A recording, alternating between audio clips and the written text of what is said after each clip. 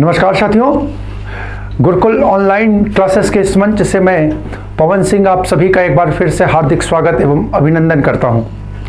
साथियों, SSC GD की श्रृंखला में हम विभिन्न टॉपिकों को पूर्ण करते हुए आज एक नए टॉपिक के साथ आपके समक्ष उपस्थित हैं, जिसका शीर्षक है वाक्यांश। ठीक है साथियों, ये टॉपिक जो है आपको कहीं कहीं अनेक शब्दों के लिए एक शब्द के रूप शीर्षक के रूप में भी मिलता है। तो कोई भी परीक्षा हिंदी की ऐसी नहीं है जिसमें वाक्यांश से संबंधित कम से कम एक प्रश्न ना आता हो। तो अपनी इस श्रृंखला में हमने इसको आज शामिल किया है और कुछ प्रश्नों के साथ आज हम इसका प्रारंभ करेंगे और आगे आने वाली कक्षाओं में भी हम इसके कुछ महत्वपूर्ण प्रश्नों के साथ आपके सामने उपस्थित होते रहेंगे। तो साथियों, अपनी आज की चर्चा का प्रारंभ हम लोग आज के पहले प्रश्न के साथ करते हैं और आज का हमारा पहला प्रश्न है जिसके हृदय में ममता नहीं है के लिए उपयुक्त शब्द है। ठीक है, यहां पर विकल्प देखते हैं।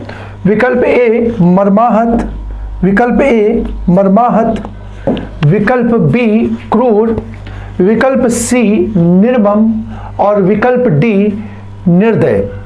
तो साथियों देखते हैं इस प्रश्न का। देखिए यहां पर पूछा गया ममता नहीं है। ठीक है, तो यानी यहां पर हमारे आंसर में वो विकल्प होगा जो ममता पद जिसमें दिया हो। और यदि हम देखें, अगर हम देखें तो यहां पर इन चारों विकल्पों में से ये विकल्प सी जो है इसमें ममता पद का प्रयोग हुआ है मम। ठीक है, ममता शब्द का जो निर्माण हुआ वो मम से हुआ है। तो निर्मम पद जो होगा इस प्रश्न का सही आंसर हो जाएगा। अर्थात निर्मम किसे कहते हैं? जिसके हृदय में ममता नहीं होती है, उसे हम किस नाम से जानते हैं? निर्मम के नाम से जानते हैं। ठीक है, अब इसके बाकी के जो विकल्प हैं अगर हम उनकी चर्चा करें, उनको देखें तो ध्यान से देखिए यहां पर एक शब्द दिया हुआ है मर्माहत। ठीक है, मर्माहत का अर्थ होता है, साथियों लिख लीजिए, यह भी वाक्यांश के लिए प्रयुक्त होने वाला पद है मर्माहत। तो मर्माहत का मतलब होता है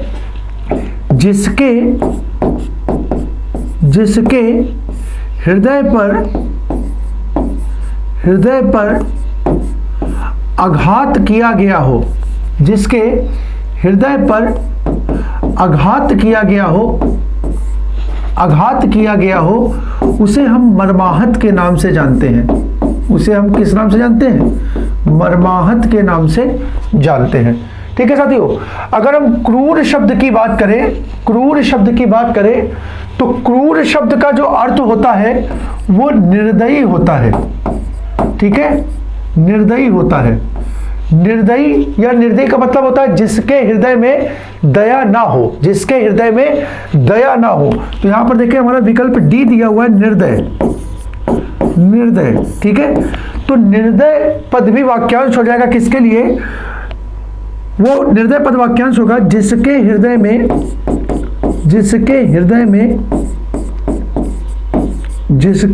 में दया ना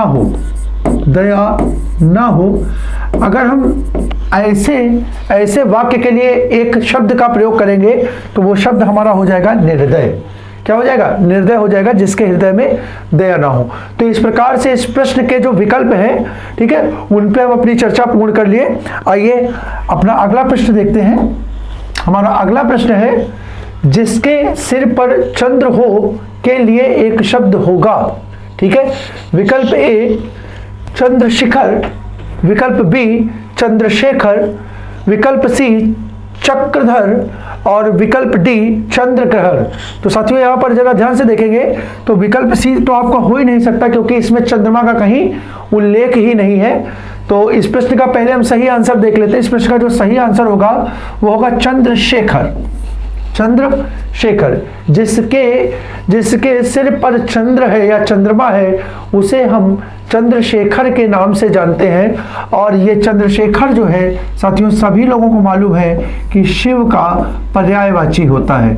किसका पर्यायवाची होता है? शिव का पर्यायवाची होता है। अगर बाकी विकल्पों की हम चर्चा करें तो देखिए विकल्प सी जो इसका होगा वो हो जाएगा चक्र को धारण करने वाला। चक्र को धारण करने वाला क्या कहलाता है? चक्र को धारण करने वाला साथियों चक्रधर कहलाता है। क्या कहलाता है?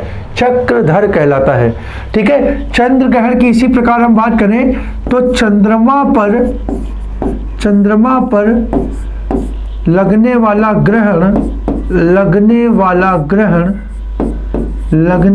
ग्रहण कहलाता है चंद्र ग्रहण। और चंद्रशिखर, देखिए यहाँ पे दोनों शब्द मिलते जुलते हैं, चंद्रशिखर और चंद्रशेखर। यदि हम चंद्रशिखर की बात करेंगे साथियों तो इसका मीनिंग हो जाएगा कि चंद्रमा के शिखर पर है जो, चंद्रमा के शिखर पर है जो वो कहलाता है चंद्रशिखर। चंद्रमा के शिखर पर है जो वो कहलाता है चंद्रशिखर। और जिसके सिर पर चंद्रमा है साथियों वो कहलाता है चंद्रशेखर। तो इस प्रकार से हमारा ये प्रश्न पूर्ण हुआ। आइए अपने अगले प्रश्न की ओर बढ़ते हैं।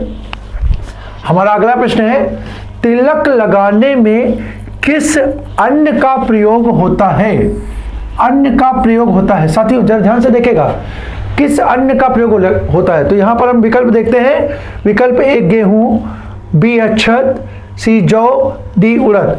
तो साथियों विकल्प के रूप में देखें, अगर हम देखें तो इस प्रश्न का पहले जो सही आंसर होगा वो आंसर हो जाएगा विकल्प बी अक्षत। ठीक है।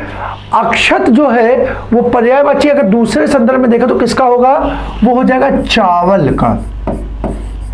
ठीक है साथियों, आप लोग देखिए हम लोगों के जब भी कोई धार्मिक अनुष्ठान होता है या कोई भी त्योहार होता है तो शुभ के रूप में, या हम लोग जब कभी अपनी परीक्षा देने के लिए घर से बाहर भी निकलते हैं तो हमारा कार्य शुभ हो, उसमें किसी प्रकार की बाधा या अड़चन ना आए, तो हमारी माएँ जो हैं, हमारी बहनें जो हैं हमारा तिलक लगाती हैं। तो जब वो तिलक करती हैं तो ध्यान रखिए कि रोली या चंदन का तिलक करके उसके बाद वो चावल के कुछ दाने लगाती हैं। ठीक है। तो वो जो चावल के दाने होते हैं उन्हें ही हम अक्षत के नाम से जानते हैं। उन्हें ही हम किस नाम से जानते हैं? अक्षत के। अब जाते देखिए विशेषता क्या होती है वहां पर। जिस चावल नॉर्मली क्या होता है, नॉर्मली हम लोग मतलब तिलक करने के लिए चावल के कुछ दानों को थाली में रख लेते हैं, लेकिन ऐसे ही चावल के दानों को नहीं रखा जाता। हमें ध्यान रखना होता है कि जिन चावल के दानों को हम रखते हैं वो चावल के दाने साबुत हों, वो किसी भी प्रकार से टूटे हुए ना हों।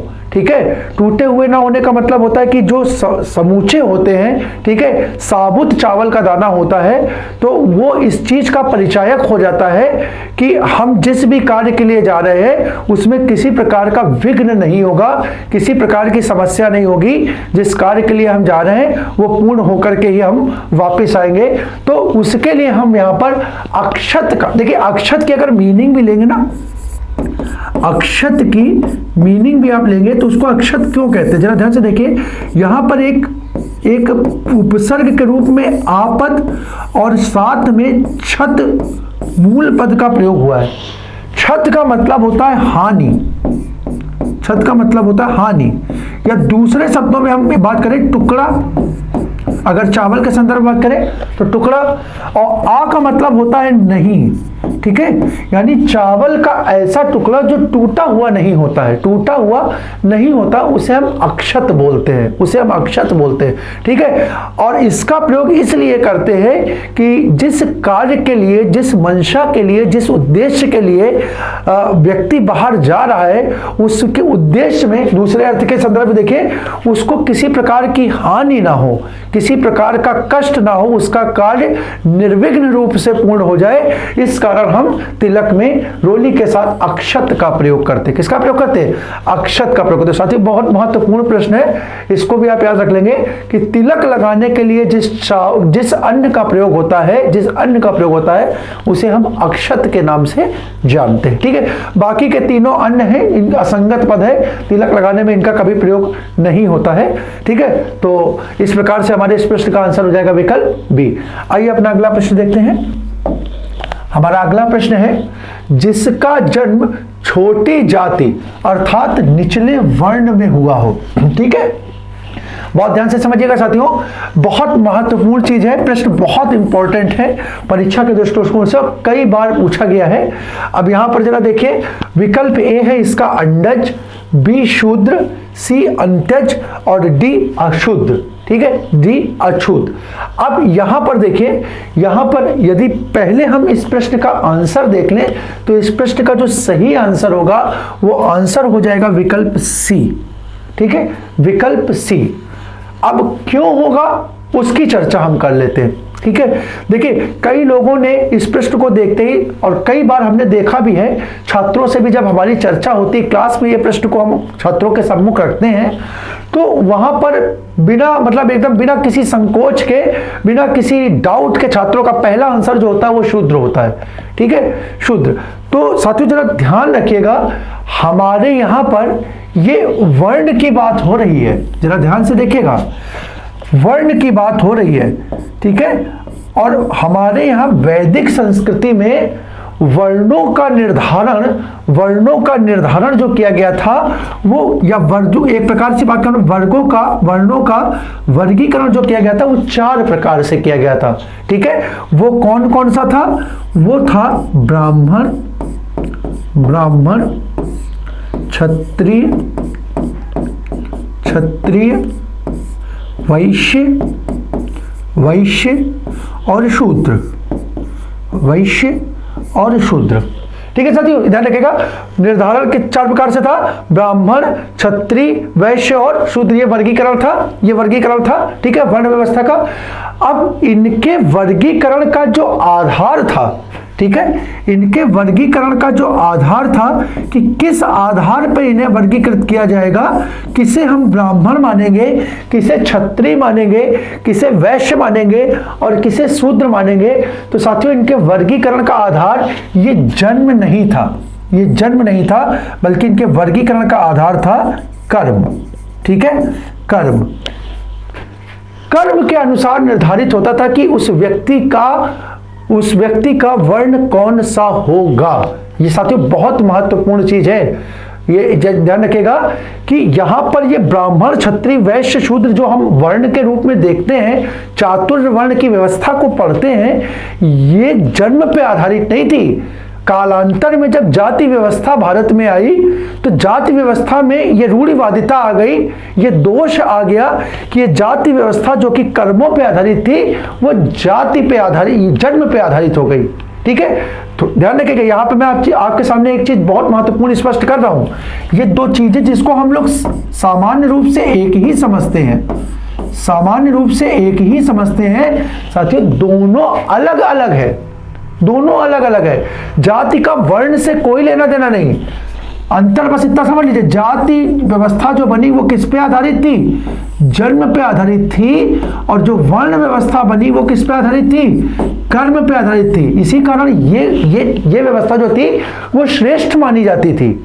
और ना हो तो आप देख लीजिए, प्राचीन संस्कृति में हमें अनेकों ऐसे उदाहरण मिलते हैं कि जिनका जन्म हुआ है क्षत्रिय परिवार में लेकिन बन गए वो ब्राह्मण, जिनका जन्म हुआ है ब्राह्मण परिवार में बन गए वो क्षत्रिय। अनेकों एग्जाम्पल, बहुत छोटे एग्जाम्पल के माध्यम से यदि मैं आपको समझाना चाहूं तो आप देख लीजिए, सबने सुना होगा परशुराम जी का नाम। ठीक है, परशुराम जन्म से क्या थे? जन्म से थे वो कौन? जन्म से थे वो ब्राह्मण, लेकिन कर्म उनका क्या था? युद्ध करना। ठीक है, युद्ध करना, दुष्टों का संहार करना। तो इस कारण से कर्म के आधार पर वो क्या हो गए? वो हो गए क्षत्रिय हो गए। दूसरा एग्जांपल देख लीजिए, विश्वामित्र जन्म हुआ इनका कहां? जन्म हुआ विश्वामित्र का क्षत्रिय परिवार में, लेकिन योग साधना के माध्यम से, तप के माध्यम से वो क्या कहलाए? ब्रह्मर्षि कहलाए। ब्रह्मर्षि, ब्राह्मणों के भी ऋषि, ठीक है, विश्वामित्र, तो उन्होंने किसको प्राप्त किया? ब्राह्मणत्व को प्राप्त किया। तो वो किस पे आधारित था? कर्म पे आधारित था। और यहाँ पे ध्यान से देखिए, यहाँ पे जिस प्रश्न की बात हम कर रहे हैं वो कर्म पे आधारित नहीं होता, वो जन्म पे, यानी जिसका जन्म छोटी जाति में हुआ हो, जन्म छोटी जाति में हो, तो शूद्र तो ये कर्म पे आधारित है, इसका जन्म से कोई लेना ही देना नहीं। किसी उच्च जाति में पैदा होने वाले व्यक्ति भी शूद्र में जा सकता है। किसके आधार पर? अपने कर्मों के आधार पर, अपने कर्मों के आधार पर, ठीक है। तो इस प्रकार से ध्यान रखिएगा, ये बहुत महत्वपूर्ण प्रश्न है। पेपर में अगर पूछा जाता है जिसका जन्म छोटी जाति में या निचले वर्ग में हुआ हो, तो उसे हम शूद्र ना कह करके क्या बोलेंगे? अंत्यज बोलेंगे। और देख लीजिए एक दूसरा प्रश्न, मैंने आपको बताया था कि यदि किसी मूल शब्द के साथ प्रत्यय के रूप में जा का प्रयोग हो जाए, प्रत्यय के रूप में जा का प्रयोग हो जाए, तो ये जा जो होता है वो जन्म के संबंध को प्रदर्शित करता है, या जन्म से संबंधित होता है, जन्म से संबंधित होता है। जैसे यहाँ ये पद देखिए, यहाँ लिखा अंडज, ठीक है, तो ये जा का मतलब हो गया जन्म, और जन्म किससे हुआ हो? अंडे से हुआ हो, यानी जिसका जन्म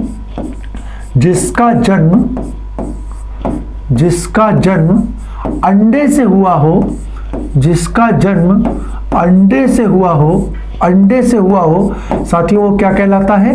अंडज कहलाता है। अंडे से हुआ हो उसे हम किस नाम से जानते हैं? उसे हम अंडज के नाम से जानते हैं। इसी प्रकार से यहाँ पे देखिए, ये शब्द बना अंत्य धन जा, और अंत्य का मतलब ही होता है अंतिम।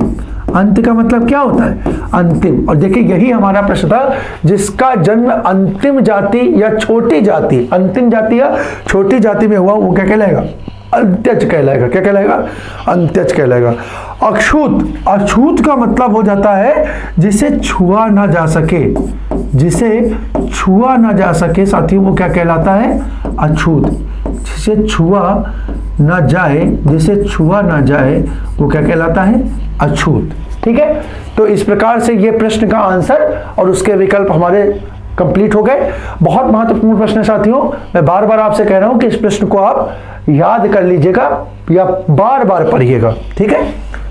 हमारा अगला प्रश्न है, जिसके पास कुछ ना हो के लिए उपयुक्त शब्द है। जिसके पास कुछ ना हो के लिए कुछ ना हो के लिए एक उपयुक्त शब्द है, तो विकल्प देखते हैं। ए अभावग्रस्त, ठीक है, बी अकिंचन, ठीक है, सी दीनहीन, और डी महादीन।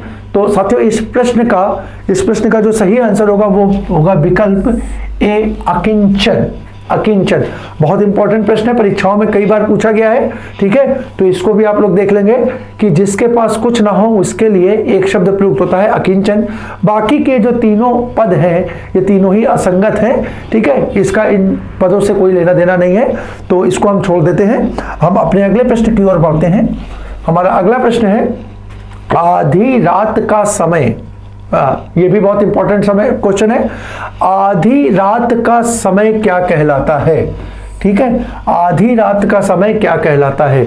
तो यहां पर विकल्प देखिए, विकल्प ए सरवरी, ठीक है, और विकल्प बी विभावरी, ठीक है, विकल्प सी निशा, और विकल्प डी निशीत, ठीक है। तो साथियों जरा हम यहाँ पे चर्चा करते हैं तो देख लेते हैं। तो यहाँ पर बात की है आधी रात का समय, ठीक है, या इसको हम बोल सकते हैं मध्य रात्रि, मध्य रात्रि का समय, ठीक है। मध्य रात्रि का समय जो है उसे हम किस नाम से जानते हैं? तो साथियों इस प्रश्न का जो आंसर हो जाएगा वो हो जाएगा डी निशीत।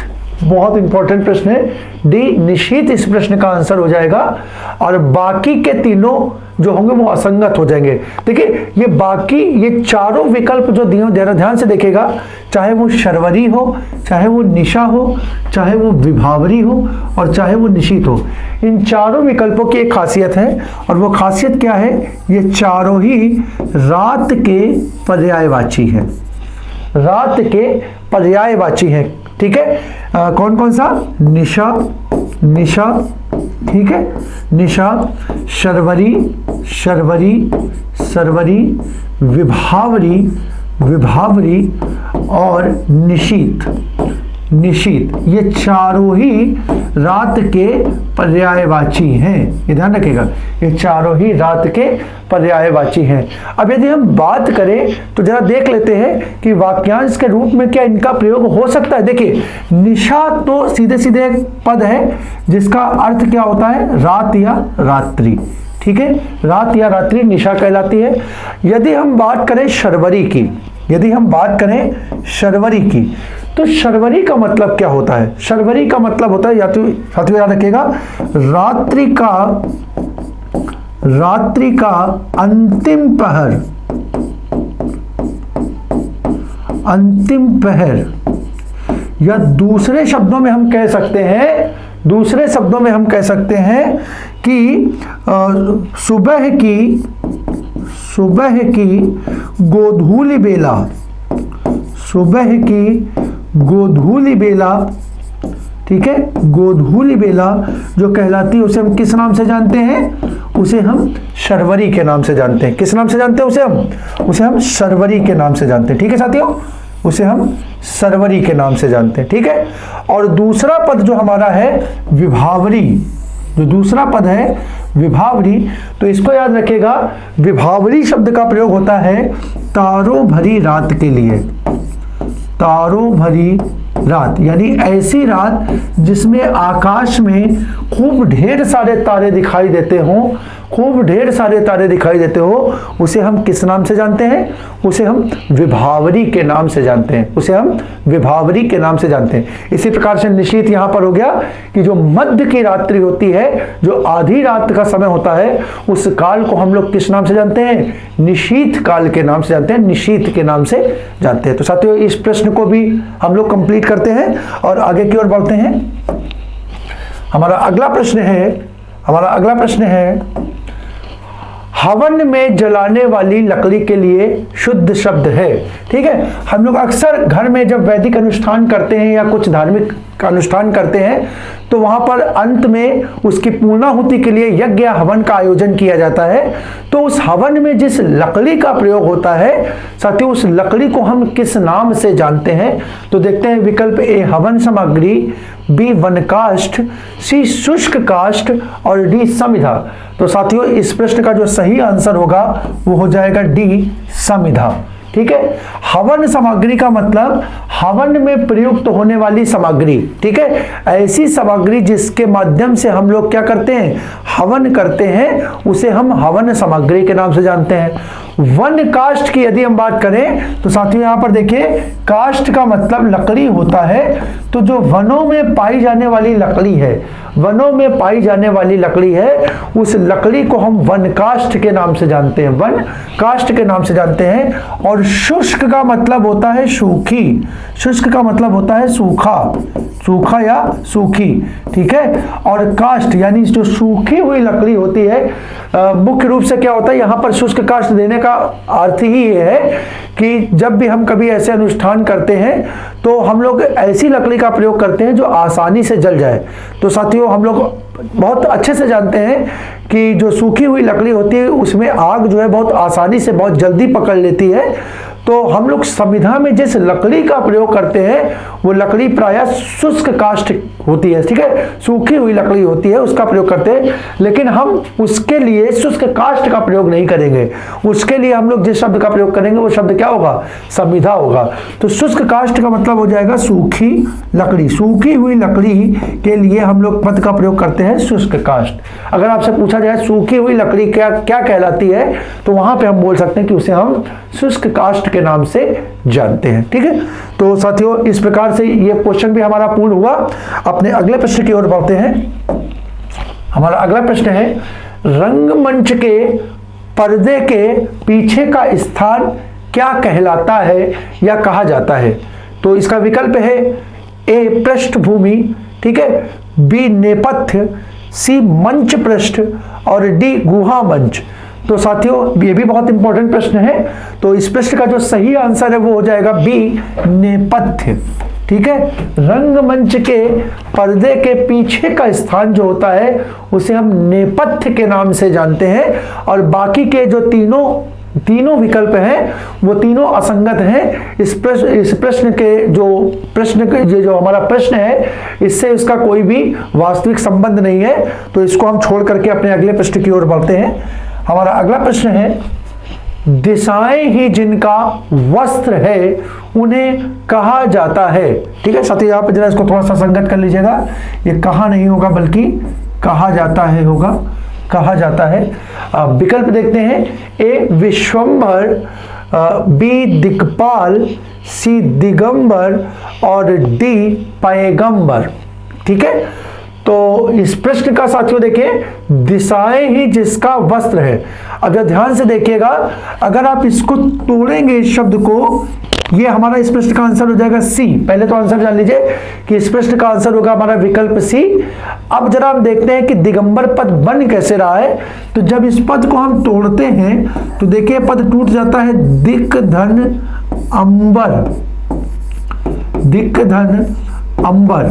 और साथियों देखिए जैसे ही यहां पे अंबर पद आया तो अंबर जो होता है वो कपड़े का समानार्थी या कपड़े का पर्यायवाची पद होता है, और दिक का अर्थ होता है दिशाएं, दिक का अर्थ होता है दिशाएं। तो देखिए प्रश्न के जो दो महत्वपूर्ण शब्द हैं, जो पद है, उनका प्रयोग हमारा यहां पर हो जाता है। उनका प्रयोग यहां पे होता है दिशाएं, यानी दिशाओं का मतलब दिक, और वस्त्र, वस्त्र का मतलब अंबर। इनसे मिल करके जो पद बना दिगंबर, वही इस प्रश्न का आंसर हो जाएगा कि दिशाएं ही जिसका वस्त्र है वो कहलाएगा दिगंबर। ठीक है, दूसरा प्रश्न देखते हैं, विश्वंभर। ठीक है, तो विश्वंभर का मतलब हो जाएगा जो विश्व का भरण करे, विश्व का भरण करे जो वो कहलाता है विश्वंभर। विश्व का भरण करे, भरण करे जो, उसे हम किस नाम से जानते हैं? उसे हम विश्वंभर के नाम से जानते हैं। और साथियों विश्वंभर जो होता है वो विष्णु का पर्यायवाची होता है, विष्णु का पर्यायवाची होता है विश्वंभर। ठीक है, हम लोग देखते हैं कि हमारे यहाँ जो देवता माने गए, मूल रूप से 3 देव माने गए हैं।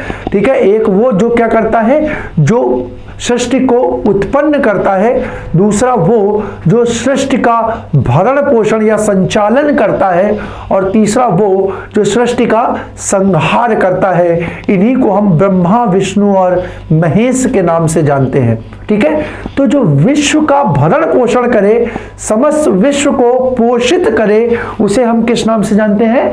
विश्वंभर के नाम से जानते हैं, विश्वंभर के नाम से जानते हैं। दूसरा प्रश्न, बी दिक्पाल को यदि देखें, दिक्पाल, तो देखो साथियों मैंने अभी बताया दिक मतलब होता है दिशाएं। ठीक है, तो दिशाओं का जो स्वामी होता है, ठीक है, दिशाओं का जो स्वामी होता है उसे हम किस नाम से जानते हैं? दिशाओं का स्वामी उसे हम दिक्पाल के नाम से जानते हैं। किसके नाम से जानते हैं? दिक्पाल के नाम से जानते हैं। हमारे यहाँ जो दिशाओं की संख्या मानी गई है, ठीक है, तो दिशाओं की संख्या 10 मानी गई है, और हर दिशा का अपना एक देवता माना गया है। उसे हम किस नाम से जानते हैं? दिक्पाल के नाम से जानते हैं। विकल्प डी भी देख लेते हैं। विकल्प डी यहां पर दिया हुआ हमारा पैगंबर, विकल्प डी दिया हुआ है पैगंबर। तो पैगंबर का मतलब क्या होता है साथियों? पैगंबर का मतलब यहाँ पे कुछ तो मोहम्मद साहब से ले लेते हैं। ठीक है, तो मोहम्मद साहब देखिए, जो इस्लाम धर्म के हमारे मानने वाले भाई बहन हैं वो अच्छे से जानते हैं। और बाकी लोगों के लिए भी मैं तथ्य बताना चाहता हूं कि सिर्फ मोहम्मद साहब ही एक पैगंबर नहीं है, मोहम्मद साहब ही एक पैगंबर नहीं है।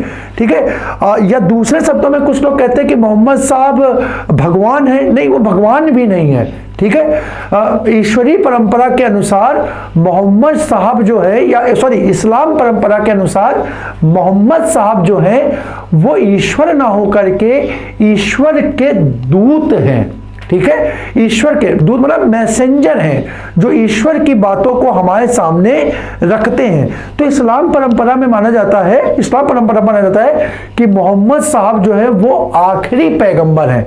इसका मतलब ये देखिए कि कितना विस्तृत अर्थ से इस्लाम धर्म को लोगों ने परिभाषित किया कि इस्लाम जो है मोहम्मद साहब का स्थान उसमें अंत में है, यानी आखिरी ईश्वरीय दूत के रूप में उत्पन्न हुए। उससे पहले और भी कई पैगंबर हुए, उसमें और भी कई पैगंबर हुए। तो यहां पर ध्यान रखिएगा, पैगंबर का मतलब होता है ईश्वरीय दूत। ईश्वरीय दूत को हम किस नाम से जानते हैं? पैगंबर के नाम से जानते हैं। किसके नाम से जानते हैं?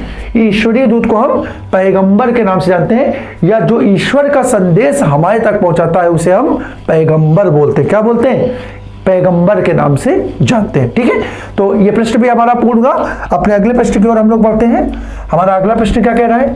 पेट की अग्नि के लिए शुद्ध शब्द है। साथियों, ये बहुत महत्वपूर्ण प्रश्न है, ये भी परीक्षा में बदल बदल करके पूछा जाता है। ठीक है, 3 प्रकार की अग्नियां होती हैं, 3 प्रकार की अग्नियां जिसको हम लोग जिक्र करते हैं, और वो अग्नि होती है, हम तीनों को जिक्र कर ले रहे हैं। वो अग्नि होती है, एक होती है जठराग्नि, जठराग्नि, ठीक है, एक इसी को हम कहीं कहीं जठरानल के नाम से भी जानते हैं, जठरानल के नाम से भी जानते हैं। एक होती है बड़वाग्नि, बड़वाग्नि, इसे ही हम बड़वानल के नाम से भी जानते हैं, इसे ही हम बड़वानल के नाम से भी जानते हैं। और साथियों, एक होती है दावाग्नि, दावाग्नि, ठीक है, जिसे कि हम दावानल के नाम से भी जानते हैं, दावानल के नाम से भी जानते हैं। तो साथियों जरा ध्यान से देखिएगा, यहां पर तीनों अग्नियों में बदल बदल के प्रश्न करता है। कभी जठराग्नि पूछता है, कभी बड़वाग्नि पूछता है, या कभी दावाग्नि या दावानल पूछता है। तो आप इन तीनों को याद रख लेंगे कि जब जठराग्नि की बात करेगा, जठरानल की बात होगा, तो वो संबंधित हो जाएगी किससे? पेट से। ठीक है, यानी पेट में लगने वाली आग या जलने वाली आग जो होती है वो जठराग्नि होती है। साथियों, इसको याद करने का सबसे सरल तरीका है कि हमारे खाने को पचाने के लिए हमारे पेट में जठर रस की उत्पत्ति होती है, जठर रस उत्पन्न होता है। ठीक है, तो जठर रस से के फलस्वरूप जो अग्नि लगती है उसे ही हम किस नाम से जानते हैं? जठराग्नि के नाम से जानते हैं। जिसका कार्य क्या होता है? उसका कार्य होता है जो भी खाना हम खाते हैं उसे क्या करें? डाइजेस्ट कर दे। ठीक है, उसे हम क्या करें? डाइजेस्ट करने के लिए इस अग्नि का प्रयोग होता है। तो पेट में लगने वाली आग क्या कहलाती है? जठराग्नि या जठरानल कहलाती है। इसी प्रकार बड़वाग्नि या बड़वानल, बड़वाग्नि या बड़वानल, तो साथ रखेगा समुद्र में लगने वाली आग, समुद्र में लगने वाली आग क्या कहलाती है? बड़वाग्नि कहलाती है। और जंगल में लगने वाली आग, जंगल में लगने वाली आग को साथियों हम क्या बोलते हैं? दावाग्नि या दावानल बोलते हैं। 3 महत्वपूर्ण है, तीनों परीक्षाओं में बदल बदल करके पूछता है, तो इन तीनों को आप ध्यान कर लेंगे।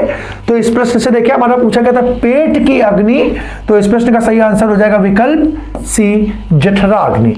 ठीक है, जठराग्नि। अब यहां पर देखिए, ये विशेषण का प्रयोग करके एक पद बना दिया गया मंदाग्नि, तो आराम से लगा सकते हो इस पद को। जैसे ही आप तोड़ोगे तो 2 पदों में टूट जाएगा, मंद धन अग्नि। तो जो धीमे धीमे जलने वाली आग होती है, धीमे, मंद का मतलब क्या होता है? धीमा। ठीक है, तो जो धीमे धीमे जलने वाली आग होती है उसे हम मंदाग्नि के नाम से जानते हैं। ये इतना कोई महत्वपूर्ण नहीं है। ये 3 बाकी के जो थे, दावाग्नि, बड़वाग्नि और जठराग्नि, ये तीनों बहुत महत्वपूर्ण थे, तो इसको हम यहां परिभाषित कर दिए हैं। आप याद रखिएगा, पेट से संबंधित जो आग होगी वो क्या होगी? जठराग्नि, समुद्र से संबंधित बड़वाग्नि, और जंगल से संबंधित दावाग्नि। ठीक है, अगला प्रश्न देखते हैं हम लोग। हमारा अगला प्रश्न है, जिसका जन्म कन्या के गर्भ से हुआ हो उसे हम किस नाम से जानते हैं? तो देखते हैं, विकल्प ए कन्यापुत्र, बी कानीन, सी अवैध पुत्र, और डी कुमारी सुत। ठीक है, कुमारी सुत। तो ध्यान रखिएगा, इस प्रश्न का जो सही आंसर होगा वो हो जाएगा विकल्प बी, कानीन। ठीक है, कानीन यानी कन्या के गर्भ से उत्पन्न होने वाला पुत्र कहलाता है कानीन।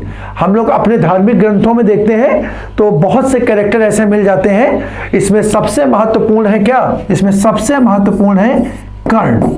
ठीक है, कर्ण का जन्म जो हुआ था, ठीक है, वो कन्या द्रौपदी की, जब द्रौपदी कह रहे, जो कुंती थी, जो कुंती जब अपने कन्यावस्था में थी, अविवाहित थी, तब उनके गर्भ से किसका? कर्ण का जन्म हुआ था। ठीक है, तो ऐसे इस कारण से कर्ण को कहीं कहीं कानीन के रूप में भी उल्लेख हम लोग पाते हैं, कानीन के रूप में भी उल्लेख पाते हैं। तो ध्यान रखिएगा कि कन्या के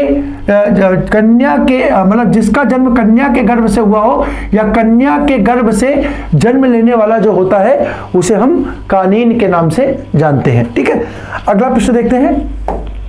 अगला प्रश्न है हमारा, जिसे प्रमाण द्वारा सिद्ध ना किया जा सके के लिए सही शब्द है, के लिए सही शब्द है।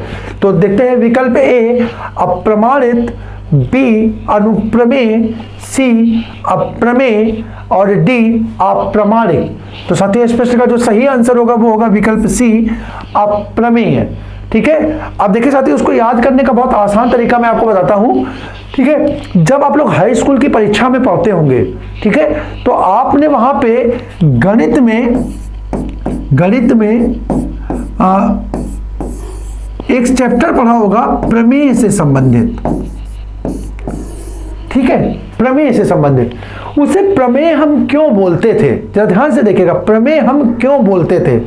क्योंकि प्रमेय में क्या होता था कि देखिए एक कथन होता था और उस कथन को हमें सिद्ध करना होता था।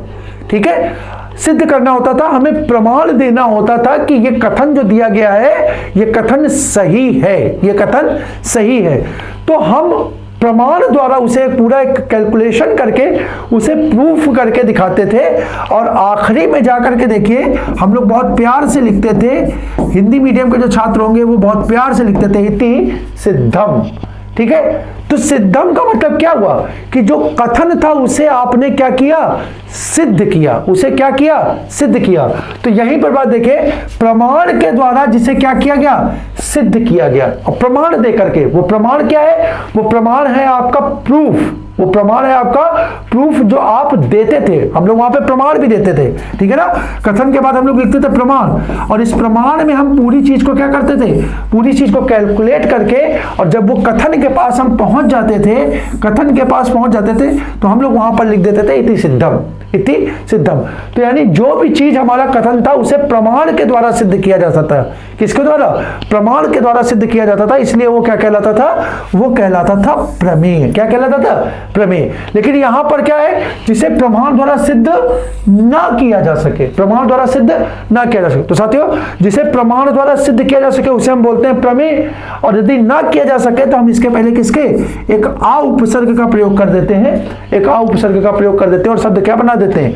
अप्रमेय। क्या बना देते हैं? अप्रमेय। तो ये शब्द क्या बन जाता है? जिसे प्रमाण द्वारा सिद्ध ना किया जा सके वो कहलाता है अप्रमेय। ठीक है, अगला प्रश्न देखते हैं हम लोग।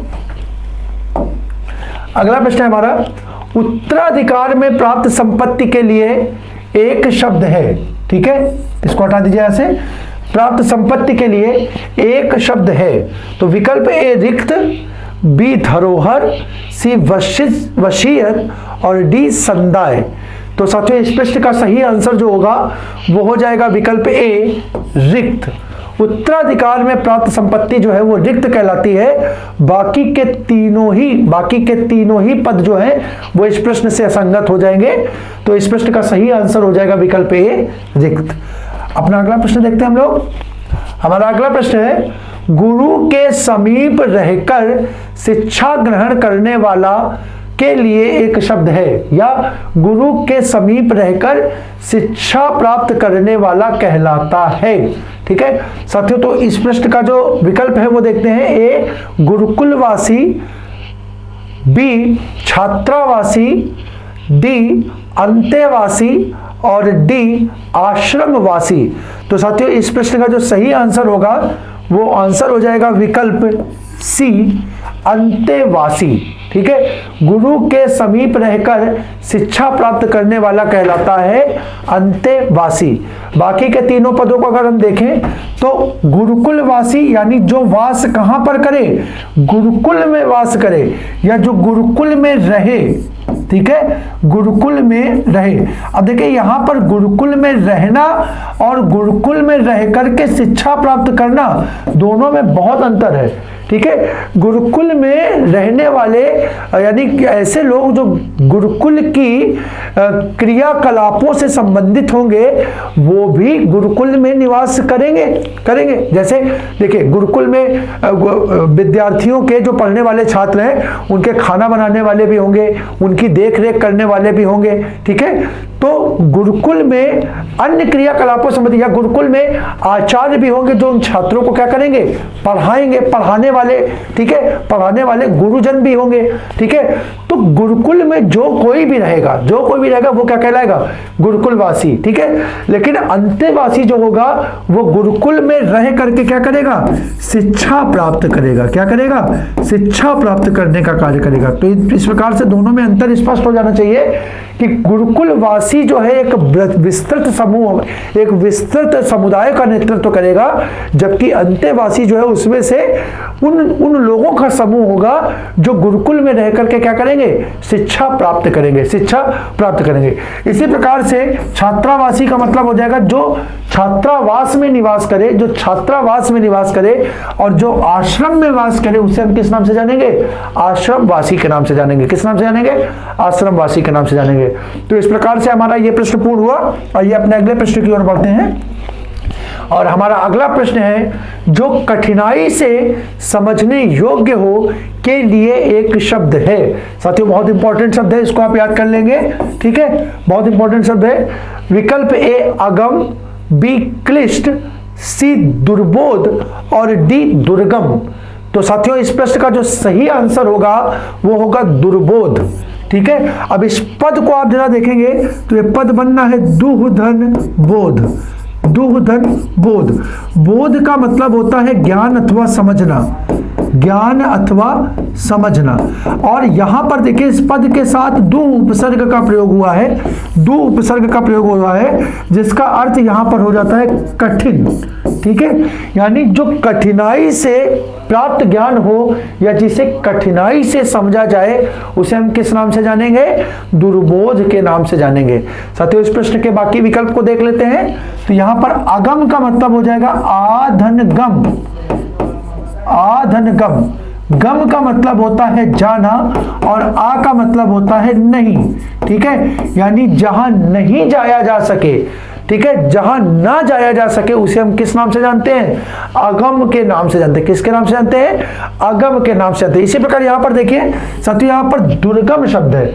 अब कई लोग कहते हैं कि अगम और दुर्गम जो है वो एक ही, नहीं, दोनों में बहुत अंतर है। वाक्यांश में अगर ये प्रश्न पूछा जाएगा साथियों तो ध्यान रखिएगा, अगम का मीनिंग अलग होगा और दुर्गम का मीनिंग अलग होगा। देखिए अगम का मतलब है जहां जाया ना जा सके, जहां जाया ही ना जा सके, ठीक है, किसी भी कीमत पे हम वहां ना जा सके उसे हम किस नाम से जानते हैं, अगम के नाम से जानते हैं।